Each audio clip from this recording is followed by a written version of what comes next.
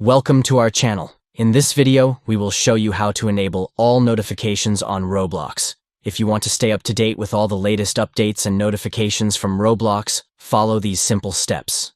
First, open your Android phone's settings. This can usually be found in your app drawer or by swiping down from the top of your screen and tapping on the gear icon. Next, navigate to the Apps section in your settings. This is where you can manage all the apps installed on your device.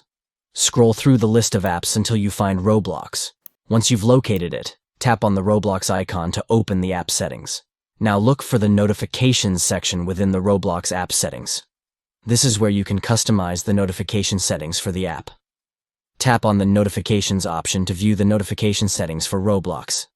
Here, you will see various options for managing notifications from the app. To enable all notifications from Roblox, simply toggle the switch for Show Notifications to the on position. This will ensure that you receive all notifications from the app, including updates, messages, and alerts. And that's it. You have successfully enabled all notifications on Roblox. Now you can stay informed and up to date with everything happening in the world of Roblox. Thank you for watching. Don't forget to like and subscribe for more helpful tutorials and tips. See you in the next video.